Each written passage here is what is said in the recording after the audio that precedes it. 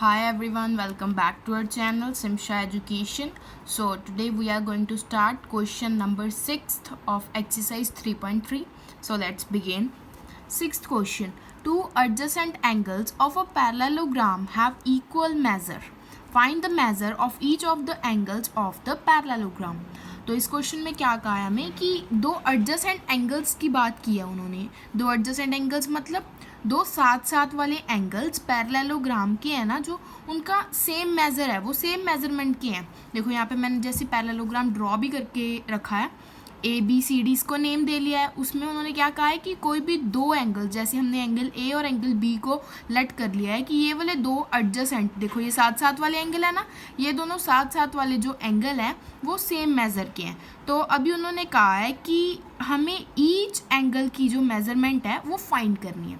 तो first of all जैसे हमने लेट कर लिया है एंगल ए और एंगल बी को x, we know that adjacent angles of parallelogram are supplementary. और ये एक प्रॉपर्टी है पैरेललोग्राम की कि जो एडजेसेंट एंगल्स होते हैं ना, जो साथ साथ वाले एंगल्स होते हैं पैरेललोग्राम के, उनका जो सम होता है वो सप्लीमेंट्री होता है. मतलब वो सप्लीमेंट्री कैसे होते हैं कि उनका जो सम आता है ना वो 180 के इक्वल आता है. तो अभी हम क्या करेंगे फिर, angle A plus angle B किसके इक्वल आएगा, 180 डिग्री के. एंगल ए को हमने क्या एज्यूम किया था, x, और एंगल बी को भी x ही किया था. तो ये किसके इक्वल आ रहा है, 180 डिग्री के. x प्लस एक्स कितना हो गया है हमारे पास, 2x is equals to 180 degree. देखो अभी 2x के साथ जो है वो मल्टीप्लाई हो रहा है, तो दूसरी साइड जाके वो डिवाइड में आ जाएगा. तो जब भी हमने इसको डिवाइड में किया तो x की वैल्यू कैंसिल करके हमारे पास 90 डिग्री आ गई. तो ऐसे ही हमने एंगल ए को क्या एज्यूम किया था, x, तो वो क्या आ गया हमारे पास 90 डिग्री. ऐसे ही हमने जो एंगल बी था उसको भी एज्यूम किया था x, तो उसकी वैल्यू भी हमारे पास क्या आ गई 90 डिग्री. अभी ये दोनों एंगल तो आ गए हैं हमारे पास, ए बी तो सॉल्व हो गए हैं. अभी हमें सी डी फाइंड करने हैं. तो उसके लिए अभी हम क्या करेंगे, जो एंगल सी है ना, आप देखोगे फिगर में, जैसे कि जो एंगल सी है, देखो ये हमारे पास यहाँ पे फिगर है, जो एंगल सी है वो किसके ऑपोजिट है, एंगल ए के. देखो ये दोनों ऑपोजिट एंगल्स है ना, तो एंगल सी जो है वो एंगल ए के इक्वल है. तो एंगल सी की वैल्यू भी कितनी आ गई 90 डिग्री. इसका रीज़न क्या था, क्योंकि opposite angles of a parallelogram are equal. ऐसी अगर हम सेकंड जो हमने एंगल डी निकालना है, एंगल डी किसके ऑपोजिट है, एंगल बी के. ये देखो ये दोनों ऑपोजिट है, तो हमारे पास एंगल डी की वैल्यू भी एंगल बी के इक्वल आ जाएगी. तो जैसे कि हमने फिगर में देखा ही है, हमने एंगल डी फाइंड करना था, वो किसके इक्वल आ रहा है, एंगल बी के. वो भी 90 डिग्री आ रहा है. क्यों, क्योंकि ऑपोजिट, इसका भी सेम ही रीज़न है, opposite angles of a parallelogram are equal. तो ये देखो हमने चारों जो एंगल की वैल्यू वो सॉल्व कर रही है. ये एंगल ए, ये एंगल बी, ये रहा एंगल सी, और ये रहा एंगल डी. तो ये आ गया हमारा answer. Seventh question, the adjacent figure हो is a parallelogram. Find the angle measures x, y and z. State the properties you use to find them. तो हमें यहाँ पे ना एक फिगर गिवन है, ये एक पैरेललोग्राम है और उसको उन्होंने ऑलरेडी नेम दिया है HOPE होप. और इसमें हमें कहा है कि x, y, z जो एंगल गिवन है ना उनकी वैल्यू फाइंड करनी है, और साथ में उन्होंने कहा है कि हमने प्रॉपर्टीज़ भी लिखनी है जो वो एंगल फाइंड करते टाइम यूज़ हुई हैं. तो हम फर्स्ट ऑफ ऑल क्या करेंगे कि हम देख रहे हैं कि ये x एंगल है यहाँ पे, तो इसको फाइंड करने का और कोई तरीका तो दिख नहीं रहा है. तो हमने क्या किया कि हम देख रहे हैं कि इसकी एक प्रॉपर्टी होती है जैसे कि पैरेललोग्राम की, कि इसके ऑपोजिट जो एंगल्स होते हैं वो इक्वल होते हैं. तो इसका जो ऑपोजिट एंगल है आप देख रहे हो, इसके एंगल 1 है. अगर हमें एंगल 1 पता चल जाए तो हमारे पास x की वैल्यू भी आ जाएगी. तो हमने वही किया, पहले हमने एंगल 1 को 70 के साथ प्लस कर दिया. देखो ये स्ट्रेट लाइन के ऊपर लीनियर पेयर बना रहे हैं ना, देखो एंगल 1 प्लस 70 डिग्री को 180 के इक्वल आ गया, क्योंकि ये लीनियर पेयर बना रहे थे. 70 डिग्री यहाँ पे ऐड हो रहा है, दूसरी साइड जाके सब्ट्रैक्ट हो गया. तो एंगल 1 की वैल्यू हमारे पास कितनी आ गई, 110 डिग्री.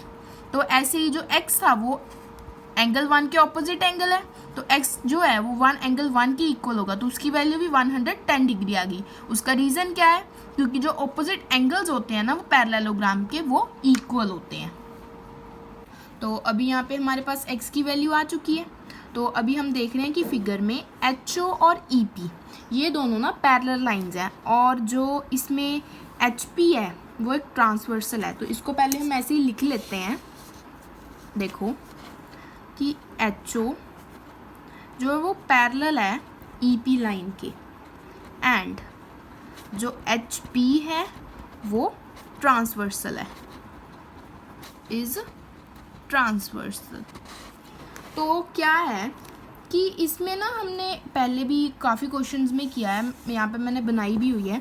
अगर कोई भी दो पैरेलल लाइंस हो और उसमें एक ट्रांसवर्सल उसको कट कर रही हो ना, तो उसके जो अल्टरनेट इंटीरियर एंगल्स होते हैं ना वो इक्वल होते हैं। ऐसे ही इस फिगर में है, ये दोनों पैरेलल लाइंस हैं, ये क्या है, ट्रांसवर्सल है। तो इसके अल्टरनेट इंटीरियर एंगल्स देखो, ये अगर आप एज्यूम करो ये पैरेलल लाइंस को ट्रांसवर्सल काट रही है, तो ये जो है ना इसके दोनों इंटीरियर अल्टरनेट इंटीरियर एंगल्स बन रहे हैं, ये 40 डिग्री और y।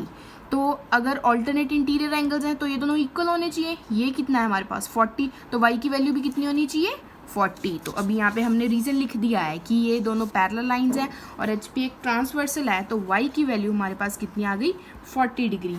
क्यों? क्योंकि जो वो दोनों एंगल्स हैं ना वो अल्टरनेट इंटीरियर एंगल्स हैं। तो अभी हम क्या करेंगे, देखो हमारे पास x की वैल्यू आ गई है, y की वैल्यू आ गई है, z की वैल्यू पेंडिंग है। उसके लिए हम देख रहे हैं फिगर में कि ये ना एक ट्राइंगल बन रहा है। देखो y, z और एंगल 1, ये एक ट्राइंगल बन रहा है। तो इस पे ना हम एंगल सम प्रॉपर्टी लगा देंगे। देखो एंगल 1 की वैल्यू हमारे पास है, y की वैल्यू हमारे पास है। अगर हम इस पे एंगल सम प्रॉपर्टी लगा दें, ट्राइंगल की एंगल सम प्रॉपर्टी लगा देते हैं, तो हमारे पास z की वैल्यू आ जाएगी। तो हम वैसे ही करेंगे अभी यहाँ पे।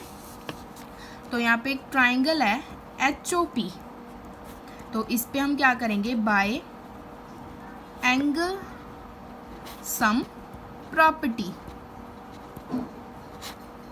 तो जब हमने एंगल सम प्रॉपर्टी लगाई तो क्या हुआ, एंगल जो z था प्लस y प्लस एंगल 1 वो किसके इक्वल आएगा 180 डिग्री के। एंगल z तो हमने फाइंड ही करना है, y की वैल्यू हमारे पास कितनी है 40 डिग्री और एंगल 1 की वैल्यू हमारे पास कितनी है 110 डिग्री। ये सब किसके इक्वल है 180 डिग्री के।